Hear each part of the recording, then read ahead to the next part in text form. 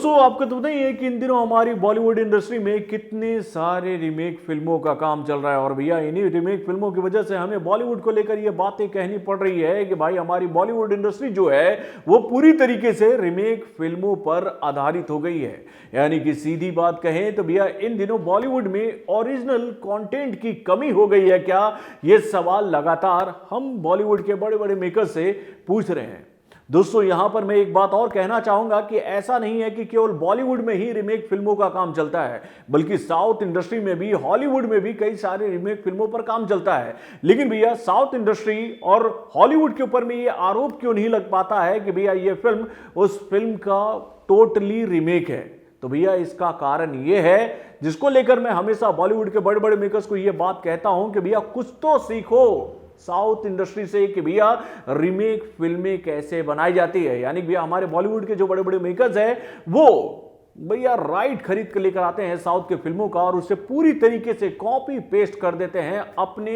Language में। यानी भैया हिंदी लैंग्वेज में पूरी तरीके से कॉपी पेस्ट करके रख दी जाती है हर एक फिल्म को। लेकिन वहीं पर अगर हम लोग साउथ इंडस्ट्री की बात करें तो भैया वो फिल्मों से इंस्पायर्ड होते हैं, वो उनसे प्रभावित होते हैं, लेकिन अपनी पूरी फिल्म की कहानी को एज इट इज ऑडियंस के सामने नहीं रखते हैं, जिसकी वजह से उनकी फिल्म यूनिक हो जाती है। यानी भैया ये बात हमेशा मैंने बॉलीवुड के बड़े बड़े मेकर से कही है, यानी कि अपने वीडियोस के माध्यम से मैं हमेशा कहता रहता हूं कि भैया आप अगर किसी फिल्म का रीमेक कर रहे हैं, किसी फिल्म का कॉपी कर रहे हैं, तो भैया ट्रीटमेंट में पूरी तरीके से बदलाव करें ताकि लोगों को कुछ नयापन देखने को मिले उस फिल्म में। तो दोस्तों आज मैं ये बातें क्यों कह रहा हूं, तो भैया इसका कारण है इसी साल रिलीज हुई फिल्म यानी कि क्रैक को लेकर एक बात मैं आप लोगों को बताना चाहूंगा कि ये फिल्म भी साउथ की ही एक सुपर डुपर हिट फिल्म की ऑफिशियल रीमेक कहें या फिर बोले भैया उस फिल्म से प्रभावित है। तो भैया चलिए इधर उधर की बातें नहीं करते, अब इस रिपोर्ट को आप लोगों के सामने रखते हैं। हेलो फ्रेंड्स, मैं हूं नरेंद्र और मैं आपके लिए लेकर आया हूं और एक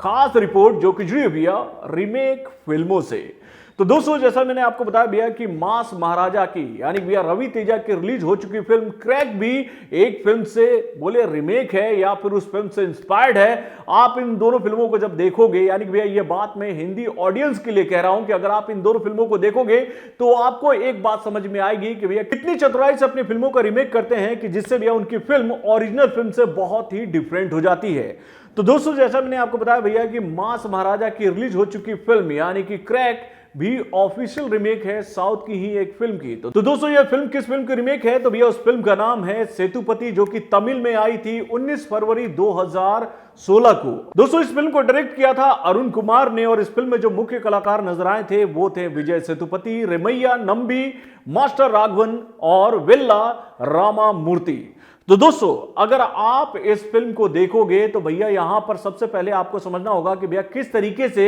विजय सेतुपति के किरदार को रखा गया था लोगों के सामने। यानी भैया जब तमिल लैंग्वेज में यह फिल्म सिनेमा घर में आई थी 19 फरवरी 2016 को, तो भैया इस फिल्म में विजय सेतुपति का जो किरदार गढ़ा गया था वो बहुत ही सुलझा हुआ और बहुत ही ऑनेस्ट पुलिस मैन का था। यानी कि भैया वो इस फिल्म में एक ईमानदार पुलिस ऑफिसर का किरदार निभा रहे थे, जो कि भैया किसी से ना डरता है ना किसी के सामने झुकता है, वो बस इंसाफ की बातें करता है और लोगों को इंसाफ दिलाना चाहता है। यानी कि भैया फिल्म की शुरुआत होती है एक नाइट शॉट से, जहां पर हम देखते हैं कि पुलिया के ऊपर में एक यानी कि एक ब्रिज के ऊपर में एक हस्बैंड वाइफ आपस में लड़ते हुए जा रहे हैं और भैया उनके पीछे से एक पुलिस वाला इन दोनों के पीछे आ रहा होता है और भाई इन दोनों को लड़ता हुआ देखकर वो पुलिस वाला इन दोनों के पास में रुकता है और इन दोनों को समझाने की कोशिश करता है कि तुम लोग आपस में झगड़ा क्यों कर रहे हो। यानी कि भैया इन दोनों के झगड़ों को ये पुलिस वाला सुलझाने की कोशिश करता है कि अचानक ही दोनों जो हैं वो अपना असली रूप दिखाते हैं। यानी कि भैया ये दोनों इस पुलिस वाले को ही यहां मारने के लिए आए थे और भाई घात लगाकर उस पुलिस वाले की हत्या कर दी जाती है। उसके बाद फिल्म की कहानी जब आगे बढ़ती है तो हमें यह पता चलता है कि यह जो मामला होता है वो एक ऐसे पुलिस वाले के क्षेत्र में हो जाता है जो कि भैया बहुत ही ऑनेस्ट है और बहुत ईमानदार है। यानी कि सेतुपति के एरिया में यह मर्डर होता है, जिसकी वजह से भाई दूसरे थाने का जो इंस्पेक्टर है वो घबरा जाता है और जिसने ये मर्डर करवाई है उसको ये बात बोलने की कोशिश करता है कि भैया तुमने ये मर्डर मेरे एरिया में क्यों नहीं कराया, तुमने तो भैया ये मर्डर सेतुपति के एरिया में करा दिया, जो कि भैया बहुत ही कड़क है और बहुत ईमानदार है, वो तुम सबको नहीं छोड़ेगा। और वैसा ही होता है। यानी कि भैया यहाँ पे सेतुपति जो है वो इस मर्डर की तह तक जाने की कोशिश करते हैं। उसके बाद इस फिल्म में कई सारे ट्विस्ट एंड टर्न आते हैं, जिसे देखने के बाद ये फिल्म आपको काफी इंटरेस्टिंग लगेगी। और भाई यहाँ पर एक बात मैं आपको बता दूं, भैया आप इस फिल्म को हिंदी में भी देख सकते हो। यूट्यूब पर यह फिल्म अवेलेबल है हिंदी लैंग्वेज में। और भाई विजय सेतुपति जब इस अपराधी को पकड़ने की पूरी तरीके से कोशिश करते हैं तो भैया उनके साथ में क्या क्या प्रॉब्लम्स होते हैं ये इस फिल्म में दिखाने की कोशिश की गई है। तो दोस्तों ये तो बात हो गई विजय सेतुपति की फिल्म यानी कि सेतुपति की। अब चलिए हम लोग बात करते हैं क्रैक की, जो कि भैया इसी साल तेलुगु में रिलीज हुई है 9 जनवरी 2021 को, जिसे डायरेक्ट किया है गोपीचंद मलिनेनी ने। और भैया इस फिल्म में कौन कौन से कलाकार हैं उनके भी नाम मैं आपको बता देता हूं। तो भैया इस फिल्म में है रवि तेजा, श्रुति हसन और वारा लक्ष्मी। यानी कि भैया तो दोस्तों ये फिल्म जब सिनेमा घर में आई तो भैया पहले मैंने यही सोचा कि भैया मैं दोनों फिल्मों को एक एक करके देख लूं। भैया सबसे पहले मैंने सोचा कि भैया उस फिल्म को देखूं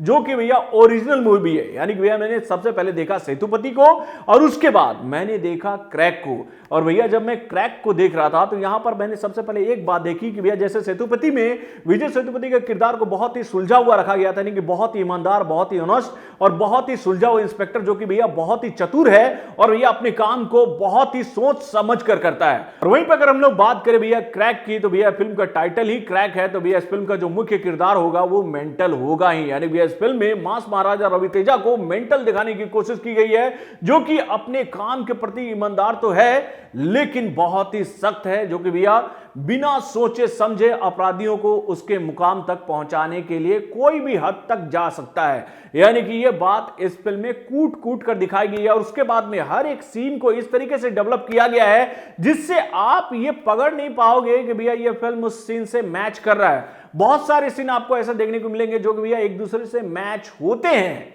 एक दूसरे से सिमिलर लगते हैं, लेकिन उसका ट्रीटमेंट इस तरीके से बदला गया है जिसको देखने के बाद इस फिल्म को भी देखने में मजा आ रहा था। यानी कि भैया दोनों फिल्मों की कहानी एक ही थी लेकिन ट्रीटमेंट इतना डिफरेंट कर दिया गया था। एक सीन का मैं उदाहरण आप लोगों को देता हूं। यानी कि इस फिल्म का जो मेन विलेन है वो अपने गुंडों को भेजता है विजय सेतुपति के घर पर, जहां पर उनकी बीवी और उनका बच्चा जो है वो अकेले रहते हैं और किस तरीके से वहां पर विजय सेतुपति अपनी फैमिली को बचाते हैं फोन के माध्यम से। वो सीन अगर आप देखोगे तो भैया आपका दिल खुश हो जाएगा। यानी भैया उस फिल्म में एक ऐसा बेहतरीन ट्विस्ट लेकर आते हैं इस फिल्म के राइटर डायरेक्टर यानी कि अरुण कुमार, जो कि आपको काफी यूनिक लगेगा। यानी कि जब आप इस फिल्म को देखोगे तो भैया उस फिल्म में शुरू में आपको एक सीन देखने को मिलेगा कि विजय सेतुपति अपने फैमिली में यानी कि अपने बच्चों के साथ में लड़ते झगड़ते रहते हैं, यानी कि वो ट्रेंड करते रहते हैं कि भैया तुम मेंटली कमजोर ना रहो, तुम पढ़ाई लिखाई सब कुछ करो लेकिन मेंटली कमजोर ना हो, ऐसी कभी कोई परिस्थिति आए तो भैया तुम उसका डट कर मुकाबला कर सको। और वही सीन लास्ट में हमें देखने को मिलता है कि जब गुंडे उनके घर के अंदर घुस जाते हैं तो किस तरीके से उनका छोटा बच्चा हाथ में पिस्टल लेके उन गुंडों को भगाता है वहां से। यानी कि पहले तो विजय सेतुपति फोन के माध्यम से उन गुंडों को डरा देते हैं, लेकिन जब गुंडों को यह बात पता चलती है कि विजय सेतुपति घर पे नहीं है, उनकी बीवी ये नाटक कर रही है, तो उसके बाद गुंडे दरवाजा तोड़कर घर के अंदर घुसते हैं और उसके बाद उनके बेटे का असली रूप सामने आता है जिसे ट्रेंड किया था विजय सेतुपति ने। फिल्म में यह शुरू में हमें देखने को मिलता है, लेकिन यही सीन अगर आप क्रैक में देखोगे तो भैया वहां पर पूरी फिल्म के सीन को ही टर्न कर दिया जाता है। यानी कि भैया वहां पर विजय सेतुपति ने अपनी बीवी को फोन किया था, लेकिन यहां पर मास महाराजा रवि तेजा इस फिल्म के मुख्य विलेन को फोन करते हैं और बोलते हैं भाई तुमने तो गलती कर दी, अपने गुंडों को मेरे घर पर भेज कर। पहले तो वो डरते हैं, माफ कर दो माफ कर दो माफ कर दो माफ कर दो, लेकिन वो फिर हंसने लगते हैं, जोर से हंसने लगते हैं, ठहाका लगा के हंसने लगते हैं, जिसको सुनकर विलेन घबरा जाता है कि भैया ये डर क्यों नहीं रहा, ये हंस क्यों रहा है,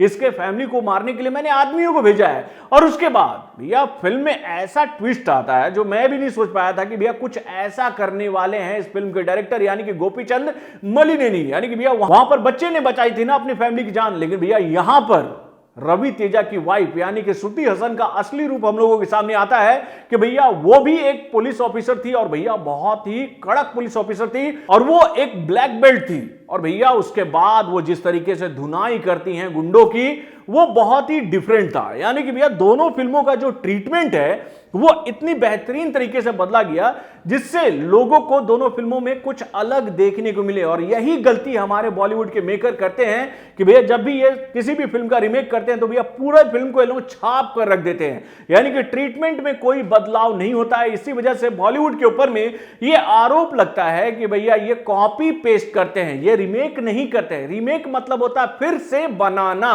और फिर से बनाना का मतलब ये नहीं होता ना भैया कि पूरी तरीके से वही छाप देना। भैया यहां पर मैं एक ही बात बोलूंगा कि भैया साउथ के जो मेकर्स हैं भैया वो इंस्पायर्ड होते हैं और भैया अपनी फिल्मों में बहुत सारा बदलाव करते हैं जिससे लोगों को कुछ नयापन देखने को मिले। तो दोस्तों आज मैं जब इन दोनों फिल्मों को देख चुका था तो मैंने सोचा भैया कि आज मैं आप लोगों से बात करूंगा रीमेक फिल्मों के ऊपर में। क्यों बॉलीवुड के ऊपर में ये आरोप लगता है कि भैया हमारे बॉलीवुड के मेकर्स रीमेक भी ढंग से नहीं कर पाते हैं, ये लोग कॉपी पेस्ट करते हैं यार। आप अपनी कमेंट के माध्यम से हमें बताएगा। तो बॉलीवुड से जुड़े और भी कई सारे खबरों को जानने के लिए हमारे चैनल वारुण जंक्शन को लाइक सब्सक्राइब करना ना भूलिएगा और हमारे अपडेट्स को जानने के लिए बेल आइकन को जरूर दबाएं।